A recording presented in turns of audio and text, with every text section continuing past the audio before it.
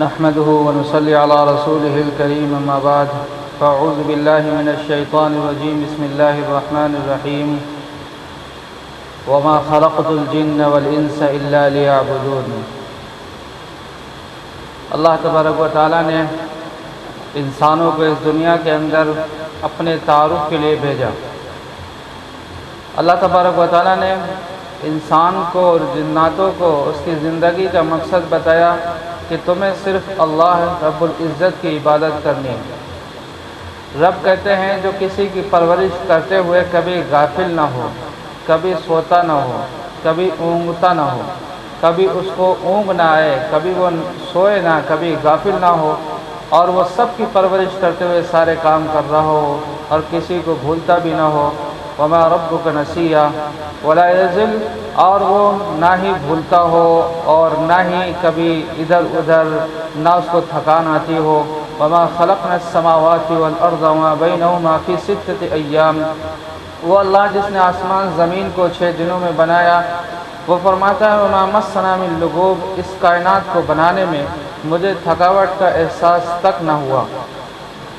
اللہ تبارک و تعالیٰ نے اس دنیا کے اندر 1,24,000 انبیاء کرام علیہ السلام کو بھیجا، اور اسی میں سے حضرت موسیٰ علیہ السلام بھی اللہ کے جلیل القدر پیغمبر ہیں۔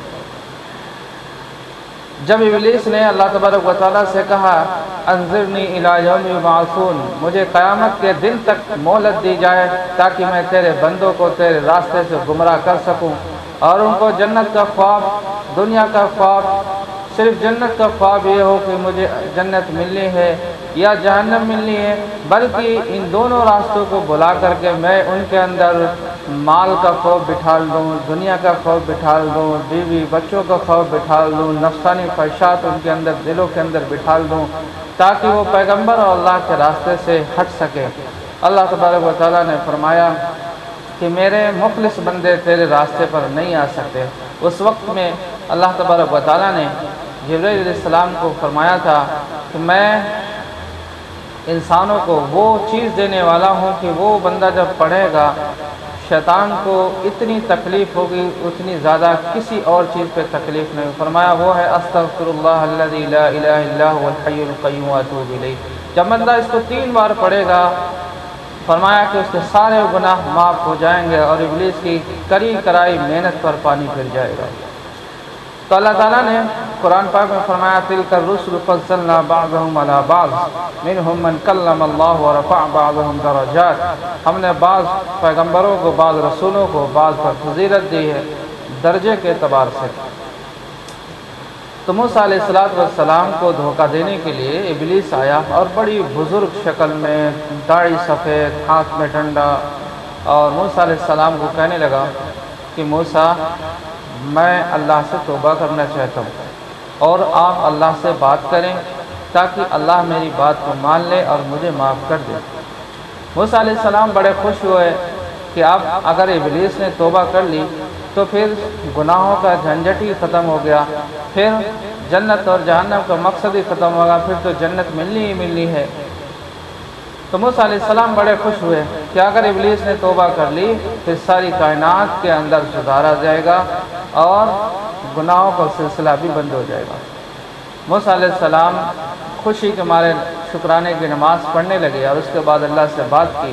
اللہ تبارک و تعالیٰ نے موسیٰ علیہ السلام سے کہا کہ یہ تمہیں دھوکہ دیتا ہے، یہ جھوٹا ہے، اس کا کام یہ فریب کرنا، اس کا کام یہ جھوٹ بولنا، اس کا کام یہ لوگوں کے دلوں کے اندر وسوسے ڈالنا۔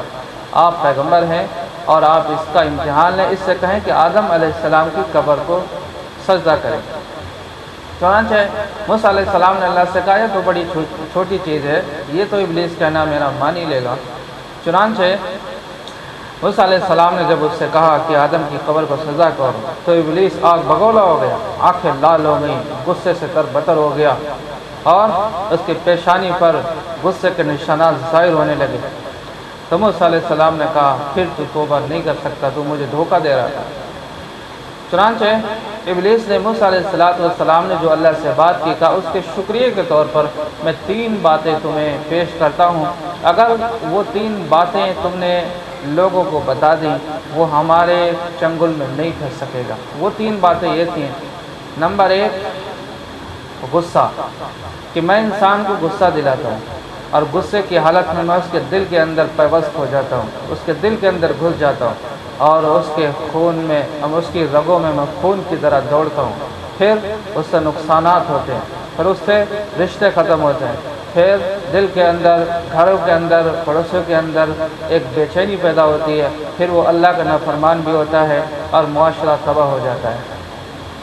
فرمایا کہ تم اس پہ صبر کرنا، غصہ نہ کرنا۔ جو غصہ کرے گا میں اس کے دل کے اندر ہو جاتا ہوں، اس کی رگوں میں خون کی طرح دوڑتا ہوں۔ تو غصہ ایک شیطان کا کام ہے۔ غصہ اگر آ جائے، اللہ کے نبی علیہ السلام نے فرمایا کہ عقل مند وہ ہے جس کو غصہ دیر سے آئے اور جلدی غصہ ٹھنڈا ہو جائے۔ فرمایا کہ اگر کھڑے ہو کر کے غصہ آیا تو بیٹھ جائے، بیٹھ کر کے آ گیا تو کھڑا ہو جائے، جگہ چینج کر لے اور پانی پی لے، اس سے غصہ انشاءاللہ ٹھنڈا ہو جائے گا۔ دوسرا فرمایا میں مجاہد فی سبیل اللہ پہ حملہ کرتا ہوں کہ اللہ کی راہ میں وہ جب نکلنے کو ہوتا ہے یا نکلا ہوا ہوتا ہے، میں اس کو بیوی، بچوں، ماں باپ اور مال اور دنیا ہر ایک چیز کا خوف دلاتا ہوں کہ تو جا رہا ہے یا تو موجود ہے۔ بیوی کا کیا حال ہوگا، ماں باپ کا کیا حال ہوگا، بچوں کا کیا حال ہوگا، یہ خیالات اس وقت تک نہیں آئیں گے جب تک وہ بندہ گھر میں ہے، اور جب وہ گھر سے نکلے گا تو اس طرح کے خیالات آ جاتے ہیں۔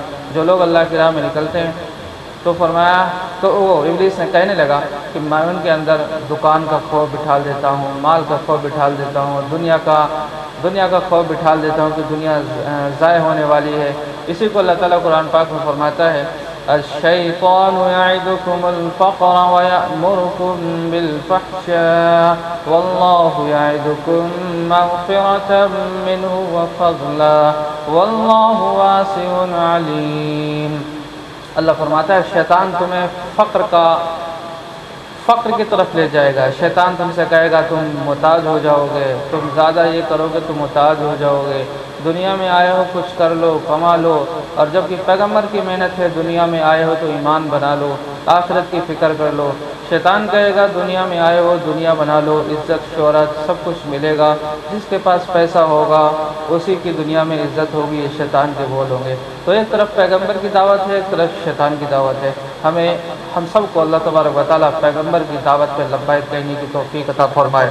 تیسری بات فرمائی کہ جو لوگ جب آپس میں نامحرم لوگ بیٹھتے ہیں تو تیسرا اس میں شیطان ہوتا ہے اور پھر وہ وسوسے ڈالتا ہے، یہاں تک کہ وہ زنا کی طرف رغبت کرنے لیتے ہیں یا زنا کر لیا کرتے ہیں، چاہے وہ فیس بک پہ چیٹنگ ہو، واٹس ایپ پہ چیٹنگ ہو۔ نامحرم سے اگر اس طرح کا کچھ ہو رہا ہے تو دل کے اندر رغبت آئے گی، اور اگر تنہائی ہو جائے تو پھر وہ اس میں گناہ بھی کر سکتے ہیں۔ فرمایا موسیٰ علیہ السلام یہ تو بڑی خطرناک چیز ہے۔ ابلیس کہنے لگا ان تین حالتوں سے بچنا، کبھی نامحرم کی صحبت اختیار نہ کرنا، اور اللہ تبارک و تعالیٰ نے نبی کریم صلی اللہ علیہ وسلم کے ذریعے سے امت کو بتایا جب اجنبی عورت کسی نامحرم سے بولے تو تیز لہجے میں بولے تاکہ اس کے دل کے اندر رغبت پیدا نہ ہو۔ پہلی بات تو وہ بات ہی نہ کرے۔